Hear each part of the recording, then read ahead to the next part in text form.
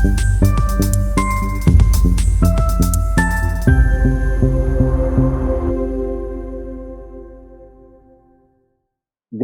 and a warm welcome to the Prakash Batna Show.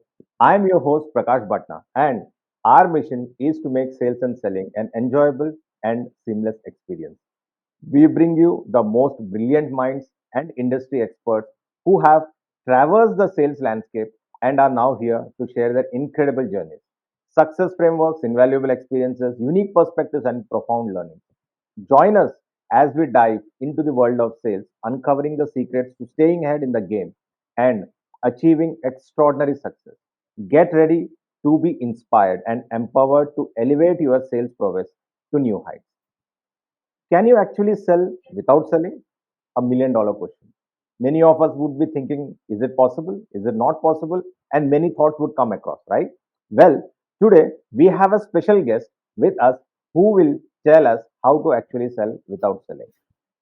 With over 24 years of working in several senior roles in leading companies and the academia, Pawas, who is our guest today, has decided to make his passion his profession and founded PathFinders Knowledge Advisory, bringing bespoke culture, advisory, and strategy work in interesting formats to executives, teams, and corporates addressing their most pressing opportunities. He has also been a member of several board committees and the management executive committee. Has delivered several high impact and high NPS work with 70 plus companies in multiple business sectors across Singapore, Vietnam, US, Thailand, and India on various subjects. He is also an alumnus of IIT Kanpur and IM Calcutta, and also has completed an executive leadership program from the University of Michigan Ross School of Business. Pawas is also a certified director with Institute of Directors as well as certified executive coach with Coaching Australia. Currently, he is the founder and managing partner of Pathfinders Knowledge Advisory. So, let me welcome Mr. Pawas to the Prakash Batna Show. Mr. Pawas, glad to have you on our show, and it's an honor to interact with such a distinguished personality. Thank you once again for coming on our show, and I'm sure you would be sharing so much of valuable insight, which our audience will find a lot of merit in. Thank you once again, Thank you. and let's dive into our discussion, Mr. Pawas. Thank you. Thank you. Thanks a lot, Prakash. Thanks a lot for that very warm introduction on a very wet Friday evening in Mumbai. Yeah. But nice. Thanks a lot. Great. So Pawas, honestly telling you, the educational credentials, the work that you have done in the corporate, in your professional career, it's quite outstanding, right? While I was going through your profile, it's been an eye opener. So could you shed a bit more light on your professional journey? You have been your career track. You have worked with many of the top-notch companies and so on and so forth. So if you can just help us understand a bit more about your profile, what you have been doing or your journey rather for Sure. that matter. No, sure. Very. Thank you. Thanks for that question. So, of course, you have introduced me very well. My father, if he was hearing this, he would be immensely proud. But just to what's sometimes we what is not on the CV is the real profile of a person. Right. So just to fill in to what you said already. So I will not repeat what you already said. But in my corporate career, almost 2 decades, uh, with something called the Tata Administrative Service (TAS). TAS you might have heard is the Tata Right. Premiership Program. But the first half of my career in that corporate world was primarily in business roles, getting business for the companies in which I was working. So marketing, sales, retailing, merchandising, and so on and so forth. In fact, as my first job after my education, after my MBA, I joined the company. My first job was to launch Tetli in India. So at that Wow. time, it was called Tata Tea, Tata Consumer Products now. But Tata Tea had bought Tetli from in the UK in the year 2000, and I was the launch brand manager for launching Tetli in India. So it was a very high pressure launch, reporting almost directly to the vice chairman of the company, get reviewed literally on a weekly basis and so on and so forth. and fresh out of college, very green behind the ears, and so on and so forth. So that was my first job. After which I moved into sales. I started out. I started out pretty much at the bottom of the hierarchy. Our company had a very interesting way to induct people into sales. So while of course at that time as a deputy manager, I was entitled to certain allowances and so on in the field. But for 2 months, I was put on sales officer allowances. Wow. So Okay. I had to live the life of a sales officer for 2 months. 1 month of which was in Nasik, and 1 month of which was in Cochin. And so I could not stay in a hotel that was, let's say, formally entitled to me, or I could not spend So on food. I'll Yeah, sorry, I'll don't mind. I'll interrupt because this is a very interesting thought that you have put in. yeah, That sales officer role or profile. Not many of us, or even many of the people out there, would have heard such kind of a concept. yeah, Uh, yeah, so yeah, it's quite interesting and quite unique. So is it like yeah. you need to live the life of a sales professional, or how is it? So sales officer. So sales officer is a frontline sales guy of a company typically, and Okay. so while because of my education background and the way I was recruited, etc., I joined the company laterally, but for 2 months I had to live the life of a sales officer. So I worked in the van markets, went with the distributor, Interesting. sold the company's products over the counter, like what a sales officer would do Right. in the rain, in the sun, whatever it is. Uh, and then come back and stay like that in a whatever hotel was their entitlement. Eat Hmm. food Hmm. like them, travel like them, and so on and so forth. I did that for 2 months. Very interesting. So it gives you a very ground level challenges that frontline sales people face. I'm sure. And then, I'm sure. of course, then you become a sales leader later on, and you then empathize with your team much better. That way. Anyway, so after that, I moved on to heading a state. I was area sales manager for MP, and then I was the youngest regional sales manager for West. I think I was in Hmm. my late 20s at that time, and the other three regional sales managers were about 20 years senior to me, in their late 40s or Okay. early 50s. Uh, anyway, did that pretty well. Then I moved on to another company called Titan, head of North. So again, multi product, multi channel kind of sales experience. After which I grew a little senior. Then I got kicked upstairs. I moved into more corporate roles. I joined the parent company Tata Sons, where I led the innovation and consumer practices for the group at large globally. Hmm. Did a lot of work in India, of course, but a lot of work in Southeast Asia and US, almost every country in Southeast Asia. Then, as a planned career move, I moved into an operating company, Tata AIA Life Insurance, as chief risk officer, and I also got into the board of the company. Company was looking for, typically in a life insurance company, chief risk officers are actuaries. Hmm. But Tata AIA Life wanted a business guy in this role who could understand the business language, and what I got was a entry into the top management of a company. So it was a win-win. They got a business guy in that role, and I got into top management of a company. So I did that for a couple of years. After which I really left the Tata Group. It was a very good run, but I left and I joined the academia. And I worked in the academia across the entire, right from. So let me tell you, I was a chief operating officer at a large school chain, running about 40 schools in 13 cities in 7 states, Okay. 55,000 students across all boards, CBSE, ICSE, Cambridge, and so on. So that's from right from playgroup to standard 12. Okay. And then Great. I've also been the pro vice chancellor on the board of Narsee Monjee University. So again, Hmm. 90,000 students, 9 campuses, some 30 colleges under the university system, and Right. a lot of postdoc people. So uh, I love to say that I've handled students right from playgroup to post PhD, Right. about 150,000 of them, and of course now in my current avatar as an entrepreneur, as a corporate interventionist, I work with a lot of corporate executives. In the last 5 years, we have worked with about maybe 45 odd clients. Several of them repeat, and I think I've ever touched the lives of about thousands of corporate executives in that space. So that's just to add on to what you told about me, Prakash. No, quite interesting.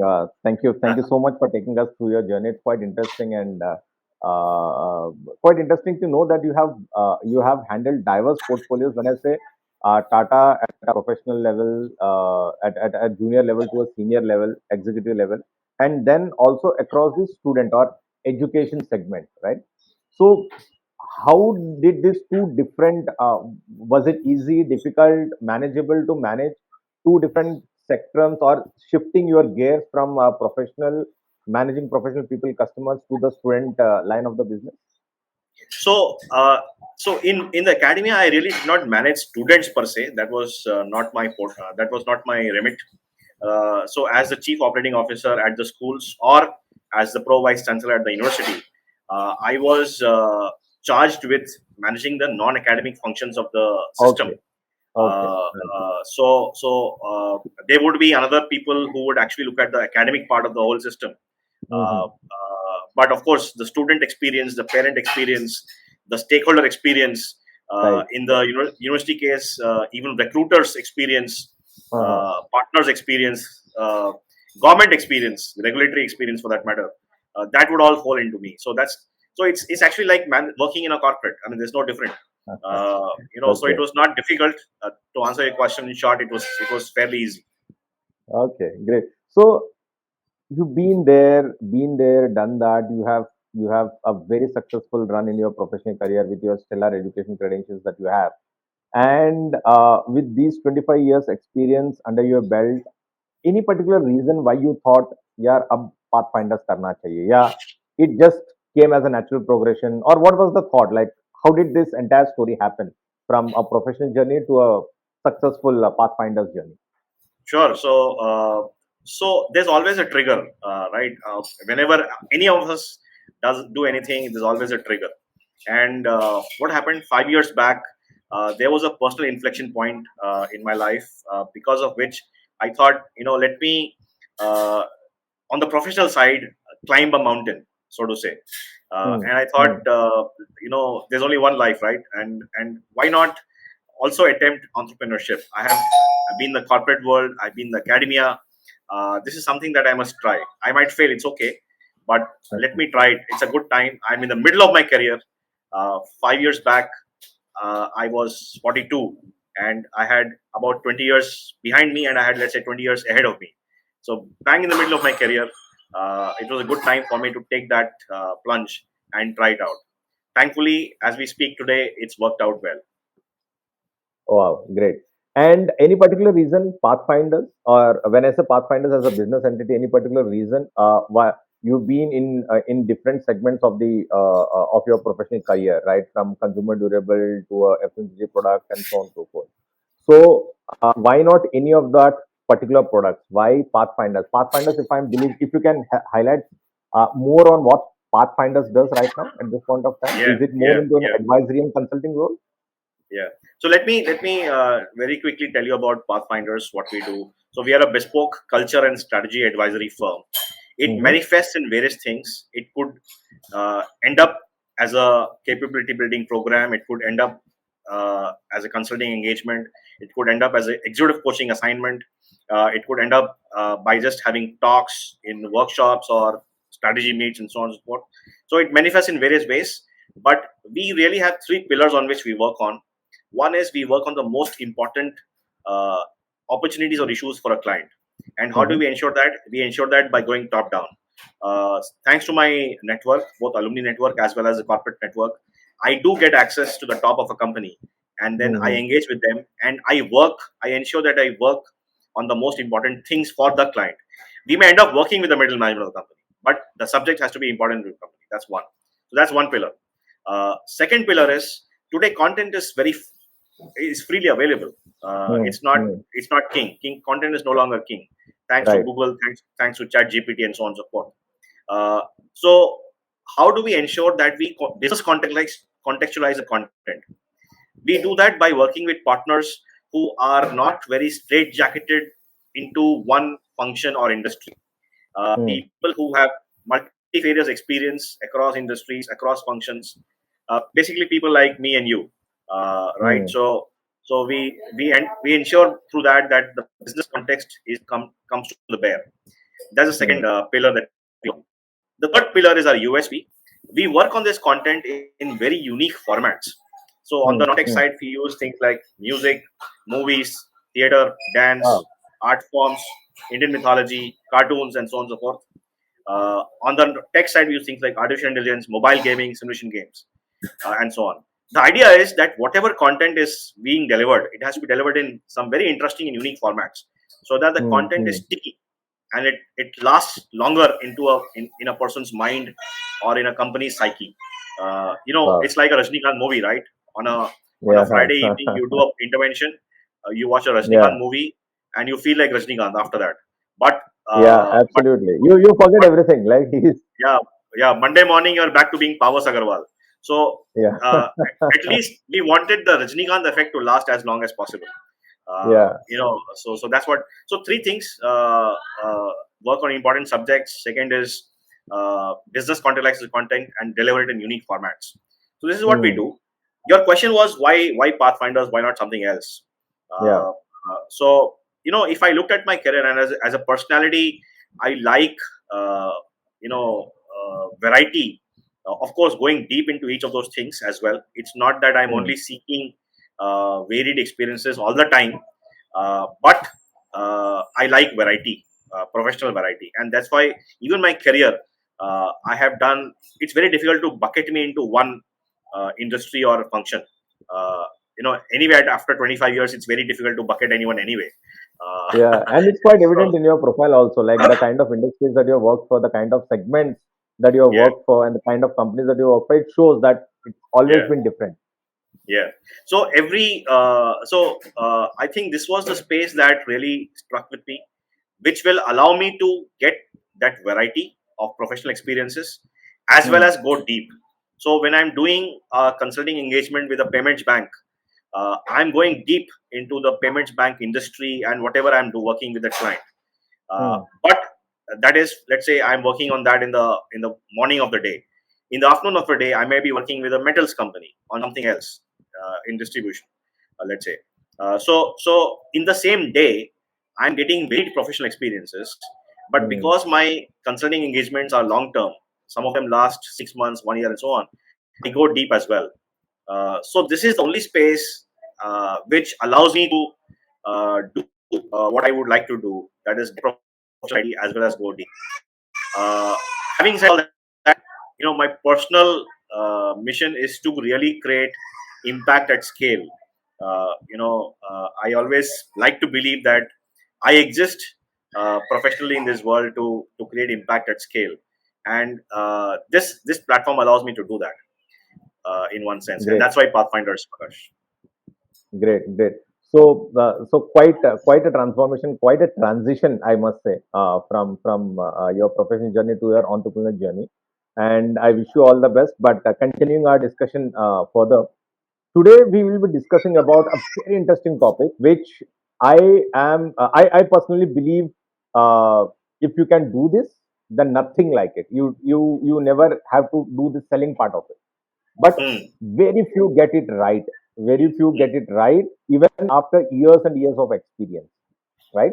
So the topic that we would be talking about today is sell without selling. It is very close to my heart, and I chose this, and I also want to discuss this with you because you've been at the top notch of your career as well as your entrepreneurial journey, and I'm sure you would have gone through this journey, if I may say so, or if I'm assume so, right? Uh, do you really think one can actually sell without selling? The answer is yes. The short answer is yes, and Okay, this is okay. the it is true across products, across industries. So let So thank you so yeah. much. You second my thought because I am a firm believer in that. So I have my own thoughts, my own, and whenever I had been asking or I had been talking at various forums and various conferences, people talk to me with that smirk, with that raised eyebrows. यार ऐसा नहीं हो सकता मतलब पागल है क्या Mm, मतलब mm, you can't do that, right? mm, So mm. so I reserve my comments over there, but I'm so happy that you also agree to that. So why do you think so? So if yes, which you also believe that yes, it can happen. Why do you think so? If you can share your insights, experiences, maybe what you have gone into your entrepreneurial journey or your professional journey, that would be a great starting point for us to listen. Sure. So, why I believe that it is possible to sell without selling is, all of us are salesmen. All right, all of us Yeah. are, even when we are working in a company, and we may not be in sales function, but we are selling something. Either we are Hmm. selling our skills or we are providing our services to an internal department, whatever it is, right? So, at every point in time, we are selling. Right from the time a Hmm. child is born, the child is actually selling its thoughts or whatever it wants, and Yeah, very true. as a child grows, it sells to its parents the idea of, give me this or whatever it is, right? So there's always a Yeah. selling happening at every point in time. So that's one thing. Now, as we grow professionally and as we get into businesses, either of our own or of some other company where we work as employees, uh, businesses have to sell something to make money. They have to sell either a product or a service, right? Now, if that product, the first point is, if that product or service is needed in the world, right? Sometimes some products and services may be ahead of their time, right? But those are exceptions. Generally speaking, those are exceptions. And sometimes you can create a market for them, for new products and services. Uh, uh, so so that's how it is. And just a minute. I just yeah. So what happens is, if you are most companies and most businessmen are actually selling a product or a service which is required in the market, which is a need of the Hmm. market. So anyway, there is a need. You don't have to. Very few people, very few companies actually create something totally new, right? Hmm. In one sense. Hmm. So Yeah. the belly of the market, 99% of people are actually trying to sell something which is there is for which there is a need. One. Yeah. So that's one. Second Yeah. is, if you're able to market your product or service well. What do you mean by market? I'm not meaning ads or anything else. I'm not talking about Hmm. TV ads. I'm not talking about newspaper ads or anything of that kind, right? I'm saying, if your customers, if your target customers know that you or your company has this product or service, that's marketing. You have to basically achieve that goal, right? Hmm. And that is marketing. That means your target customers know what you do or what your company does. What does it sell as a product or a service? So that's the second bit. The third bit is distribution. Uh, your customers must know, your target customers must know how to access you or your company or your company's products and services whenever they want it. That means through Hmm. marketing, you have created some demand or branding, and your product is available whenever your customers want it. So Hmm. if these three things match, that means there is a need of your product and service in the market. You have told your target customers that you exist and you provide these products and services, and your customers can access you whenever they want, when they want that product service. Actually, there's no need to sell. Uh, you know, so whenever there's a need by the customer felt of your product and service, and you're in front of them meaning in their top of mind because of your marketing, they will anyway reach out to you, right? And then you sell. Then the selling is a transaction. It's a Hmm. commercial transaction. It's not a function. It's not an activity, right? And I have personally experienced this. I mean, in my entrepreneurial journey, I've seen this. In fact, even as an employee, I've seen this. I mean, you work with big brands as an employee. Big brands vis-a-vis, let's say, a small brand doesn't need to sell. Hmm. You have a big brand has marketed itself well. It has made itself available to its customers, and then the selling is just a commercial transaction after that, right? Similarly, in as an entrepreneur, if you're giving to the world what the world needs, if you have told the world that you do this, and there is a specific need by a customer of your product, they will reach out to you, and after that, selling becomes a commercial transaction only, right? It's not an activity. So this is So, what yes. yeah, sorry, go on, go on. No, I finished with that. Yeah. So, Pawas, you have raised very interesting points in this particular discussion. One also from the company side, wherein the customer understands that there is a product, the need is already there. So many of the discussions that I always try to understand from other people, they always say, "यार need create करना पड़ता है, solution उसके हिसाब से देना पड़ता है," and so on and so forth. But you have raised a very interesting point. The need is already there. You need to find that, right? So many of the people are so focused and engrossed on selling their product that they don't even try to understand what the actual need is. That is one. Second is how much of an individual role plays into this entire sell without selling concept, or this entire thought process. Company is one part of the story. Yes, company has to do many things that it is supposed to be doing, and they have to give you the bestest of the product and so on and so forth. But at an individual level, what are the elements that are required to be successful in this particular thought process of sell without selling? What do you think? Okay. So first thing is the product. All right. Your product has to be unique Hmm. and very very good. Uh, and you have to over deliver uh, on the product. Hmm. So I think the core is the product. All right. As an entrepreneur, my own journey, when I started out 5 years back, I started with a mishmash of offerings. It did not work out initially. Yeah. Yeah. It got refined over a period of time. It got refined, it got more focused, it got more sharper, it started meeting the customer needs better, various things like that. And I also started refusing business that came my way, which was not my core. So it became more focused, and so on. I also committed to our customers that I will over deliver. If you pay me 100 rupees for whatever I'm giving you, I will give you value worth 150 rupees, just to put some numbers to that. So the core is the product. It has to be unique. It cannot be something else that is available in the market. Hmm. Generally Hmm. speaking, it has to be very good. The quality of a product has to be very good, and you have to over deliver. Now this is true for whether it's a product, physical product, or whether it's a service, right? In my case it's a service, but it's true, this concept is true even for physical products, right? If you're, as an entrepreneur, selling, or as a company selling, let's say even toothbrushes, I mean, for Hmm. that matter, Hmm. that Hmm. toothbrush has to be very good vis-a-vis the competition. It has to be unique in some way, Hmm. and you have to over deliver. If you are charging 10 rupees for that toothbrush, you should give value worth 12 rupees or 15 rupees to that customer, right? So that's the core. That's one. Second is, as we move forward, once you have got the product right, and it's a journey, it cannot happen overnight. You'll have to do things parallelly, right? Hmm. uh, it's a journey. So product refinement and working on the product is a journey. That's one.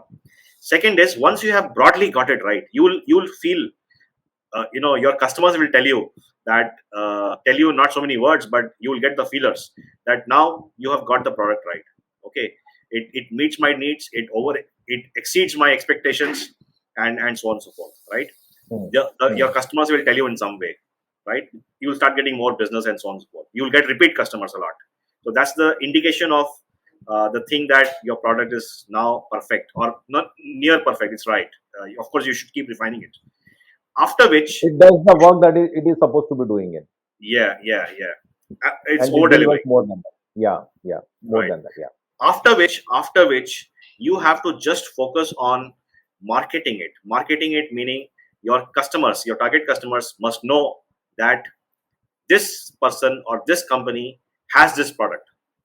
That's the basic purpose of marketing. Now, whatever tools you use depends on your industry. You can get into Hmm. TV ads or newspaper ads or social media advertising or whatever it is, or even word of mouth. Even that is marketing, right? So that's the second bit. The third is, you must be top of mind in your customers in terms of marketing and distribution. Hmm. So distribution is basically access, availability. For a product, for a physical product, you have to be physically available.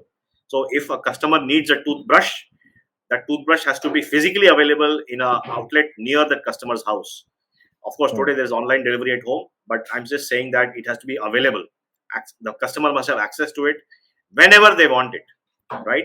In a service industry's case, the customers must know how to access you if they want your service, right? Hmm. You should be in top of mind. So after you have ensured these three things, your product, your marketing, and your Marketing, yeah, and distribution, visibility, yeah, visibility and distribution, distribution. Yeah. then after that, let your phone ring. Let your phone Hmm. ring. Okay. Hmm. And that is really pull sales. And this is true for any industry. I'm saying even for a small thing like a toothbrush, it works through a FMCG model. For example, the retailers will start calling the stockists or the stockist Hmm. salesmen Hmm. for stocking up of toothbrushes if it is selling off the shelves. Similarly, in a service case, the phones will ring. My phone rings on its own with some Hmm. business opportunity Hmm. that, Powers, I have some work. Would you like to do this kind of Hmm. thing? And that is the best kind of sale because it has got a extremely high probability of conversion. Uh, Hmm. if you, as a person or as a company, approach the market to sell, then the probability of conversion is much lower Much compared lower. to if your phone rings on its own to give you business. Yeah, There that is is no more of a guarantees. push. Yeah, that is Yes, more of a push rather than being it pulled or you being pulled. yes, So somewhere, yeah, yes, somewhere also the personal characteristics like trust, solution, or suppose if I need to reach out to Powers, along with the product, the Powers का product जो deliver कर रहा है, that is really good. The product which Powers is giving me is really good. But as a person also, I trust on Powers because he always helps me with a solution, and yeah, he always keeps his my interest at the forefront and not his own selling interest, right? absolutely, So Abs- these aspects of a person or these characteristics of a person like trust, rapport building, and solution oriented, so on and so forth, also comes into the picture. Also stands testimony to this entire concept. yes, that's true. So, so this trust building also happens through pricing and Hmm. over delivering. So, Hmm. if your pricing is honest, then technically you don't even need to negotiate. I mean, you can actually Hmm. say no to negotiating, provided Hmm. your pricing is honest, right? Hmm. It is not beefed up with a lot of huge unnecessary unfair margins for that matter, So honest right? is honest is very subjective power. Yes, no, but I'm saying that you are asking for a fair price, fair Yes. market price, Yeah. and in that case, your clients, you can actually say no to negotiating with your clients. Yeah. I'm Yeah. even telling you that. Anyway, the point is that you're right. You have to provide solutions instead of selling. I'll give you an Hmm. example. I was working with Hmm. a media company, and Hmm. one of their regional heads, he told me a story. Hmm. One of the advertisers came to him with Hmm. wanting to buy media from that company Hmm. worth only 15 lakh rupees. Only 15 lakh Okay. rupees. So this Okay. sales guy told that company that, sir, 15 lakh rupees is nothing on TV. You will probably get a few seconds, and anyway your Okay. distribution is not there. Hmm. So first, don't spend this 15 lakhs now. You grow your Uh, brand through distribution, hmm. and Hmm. when you are big enough, then come on TV. After a Yeah. few Makes years, sense. the same client came back to the Hmm. sales guy with a budget of 35 crore rupees. Wow. So, so this person, the sales guy, did not take that 15 lakh rupees at that point in time. He would have achieved his target maybe at the sales target Absolutely. by taking Absolutely. that 15 lakh rupees at that point in time. But he did not do that. He provided his client a solution, and he said, and as well as built trust, right? Hmm. So when this Hmm. client became big and was in a position to spend 35 crore rupees on television ads, Hmm. he would also go back to this sales guy and not to somebody else. Uh, so it is like an investment in the future. If you build trust with your clients, and you are able to give them an honest solution, and Hmm. this is a package, product plus pricing. Solution is what? Product plus pricing, right? Absolutely. They will always come back to you. They will, whenever there's a need, Hmm. whenever things fall in place for them, they will always come back to you, and with which much bigger business for you. Yeah. Yeah. Makes sense. Makes sense. And uh, any particular framework that you follow for this particular concept? Any particular framework or guide that you have been following in? um, that, or you've been abiding by the any particular certain principles or anything of that sort? So the principles that we have been following, and it's become like a philosophy within Pathfinders, me and my partners, is that one is that we will have very good product offerings, Hmm. unique product offerings, and we will over deliver on the products. Hmm. So that's one. Hmm. Second is, of course, we will do the basic marketing requirement that we will do. Basically, we market on social media because Hmm. that's what that's what work for us, and that's what we can afford Hmm. also. So Yeah. so we do that. But the other principles are that we will not chase for clients. Hmm. We will not uh, proactively go out and tell people that we will not sell. We will not Hmm. sell. So it Second is is, actually you are walking, you walk the talk, like that. Actually, whatever you are preaching, you are actually doing it in practical life. yeah. So we will Hmm. we don't sell. The other thing is we don't follow up with clients. So in Hmm. case there's a lead, and of course we go through the leads. We That's very Yeah. important. So we follow through the Yeah. leads Hmm. to their logical conclusion. Hmm. But we do not follow up with clients like a lot of typical sales companies will do.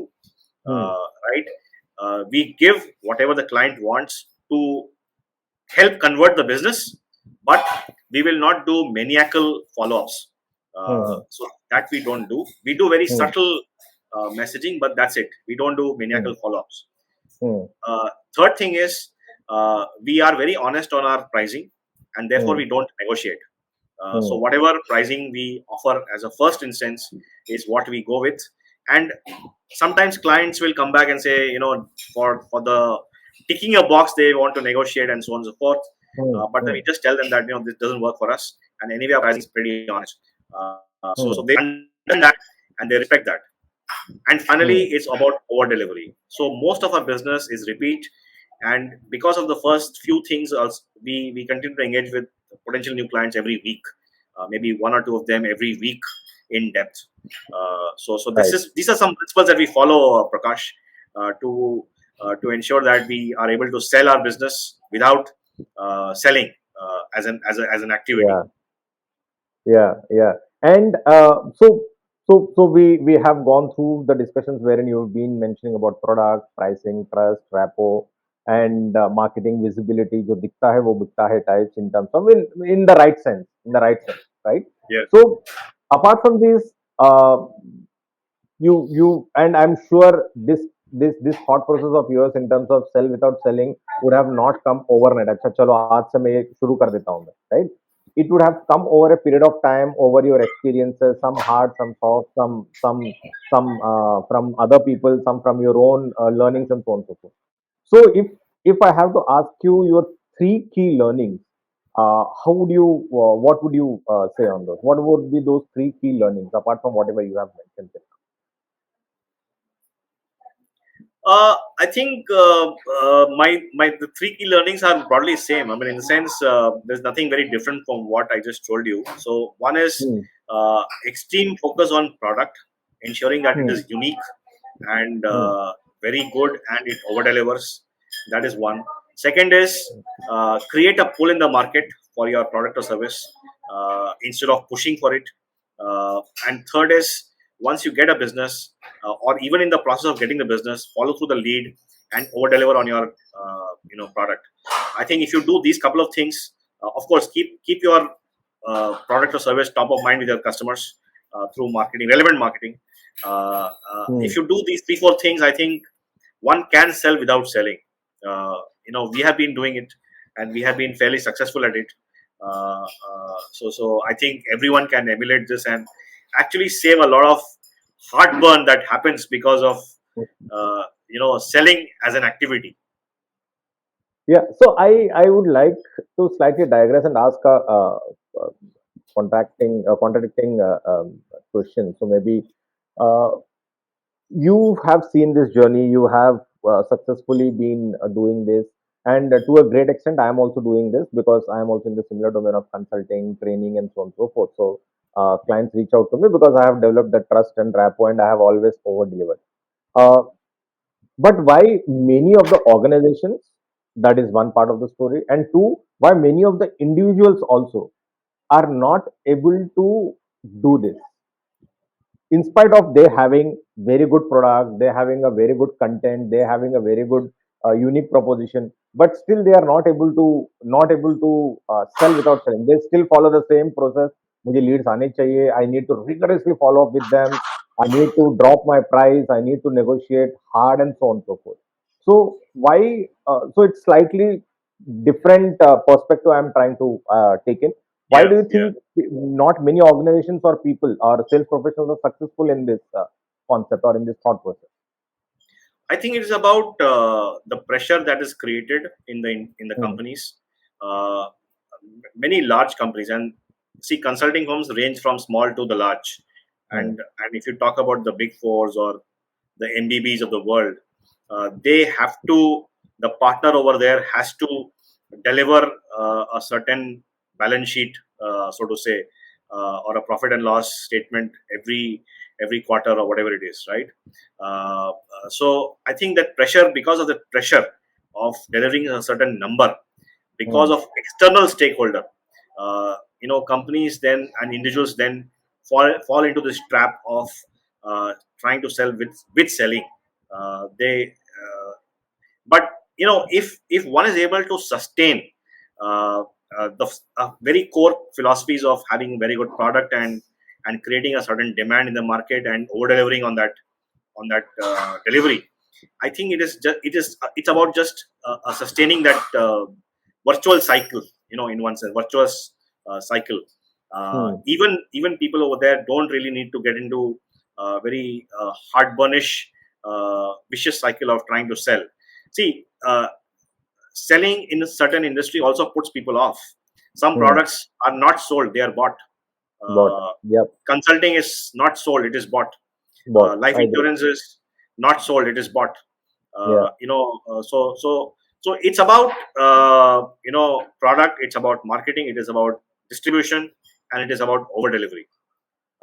And this is any industry, any product, any level of sales professionals.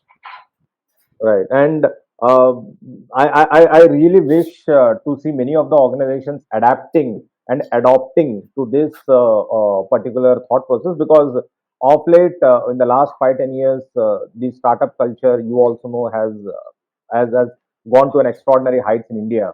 And what had been, it's sad to see many of the organizations which are in bad shape right now, which are in news for all the wrong reasons. The main focus, maybe it's the investor pressure, maybe peer pressure, maybe other companies' pressure, whatever the pressure that we call it, as you rightly pointed out, they are not focusing on creating a unique product. They are not focusing on creating that customer experience, and they are not focusing on creating that under promise, over delivery kind of an ecosystem. As a result of which, the Yeah, pressure is taking them. There is a huge toll, and the culture in those organizations also, like sales people are given a target which is so huge, मतलब उनको समझ नहीं आता what is it that they need to be doing in next month, month after month yeah, after month after month, and all yeah, this thought process, because this sell without selling needs certain characteristics, needs certain attitude, needs certain mindset, needs certain skill set, in my opinion, to even acclimatize it, adapt it, and adopt it. लेकिन एक yeah, बार हो जाता है, then it's like a domino effect, yeah, compounding effect, then yeah. things start happening in. और उतना patience मुझे नहीं लगता कि आज, मतलब, again, sad to see many of the startups that have come up are not able to uh, am I right in that, in my understanding, or I'm just taking it to extreme in terms of Yeah. See, putting it you're across? right, and I think all of us know what you're talking about, which company you're talking about. So without taking that name, but see, Prakash, it's about sustainability. Hmm. Sustainability from a point of view of longevity of an organization. Right. Unfortunately, the startup space is about valuation and selling out. Yeah. It is not about creating companies which will last 100 years, 200 years, and Hmm. so on and so forth. Right? That's the unfortunate part. Yeah. If you look at the oldest companies that exist on this earth, in fact, there's Yeah. a company that exists uh, which is 1,200 years old. Hmm. It's a sake. It's a Japanese beer company Oh, okay. in a small in a small village in Japan. And it's a pretty famous case study. You can go to Google and look for it. It has existed for 1200 years. It is the oldest existing entity as an organization on in the world. And if you talk to its founding family, and that family still runs the business, it's a family business, and they will say that they have just ensured that the product is extremely good and different. And what are we talking about? We're talking about Japanese beer. How can it be different? How much can it be different? Right? Yeah. If you look at various other products, we know it. If you look at the just food and beverage industry, there are a lot of examples we know that have existed for 50 years, 100 years as brands, and simply because their extreme focus on creating a very good and a very unique product, right? And we can talk about Mysore Pak or whatever it is, like Paradise Biryani and so on and so forth. Right. So you know what I'm saying. So it's about what is your longevity view. Do you want to just create a startup and value it very high and sell out, or do you want to create a company which exists forever technically? If you want to do the latter, then you will have to follow more sustainable, getting the business principles. Only then will you sustain.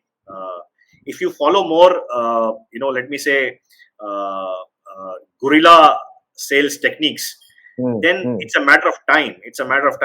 You might get the valuation in a short time, but it's just a matter of time, and that all will crumble. Right.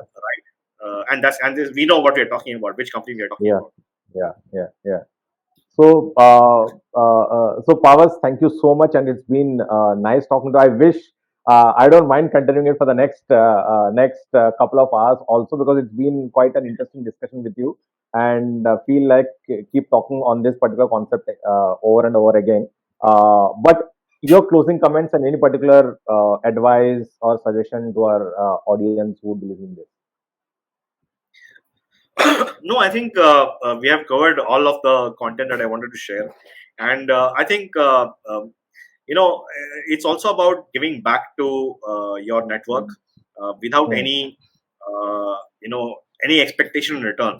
So you have to invest in your network, and this last 1 hour is an example of that. Both yourself, Prakash, and me are so we are sharing our experiences, and we are sharing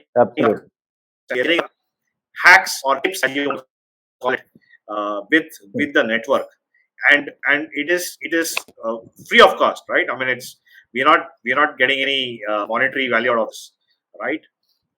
So I think the only last point I would like to make is everyone should invest in their network without any expectation in return, and believe me, it will always come back. So this is like earning some good karma. That's nice way of putting it, and it's been absolute pleasure to have you on our show once again, Mr. Pawas. Thank you so much for sharing your valuable insights, and it's been an absolute pleasure to have you on our show and discuss the various facets of sell without selling. Your learnings and framework will help many lot out there in dealing with situations better.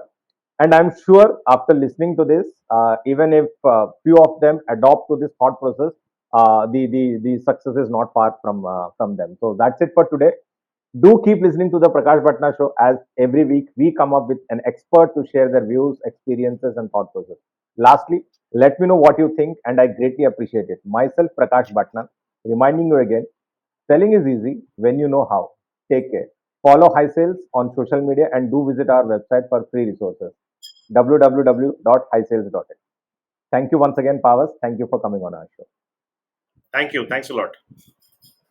Thank you. Take care.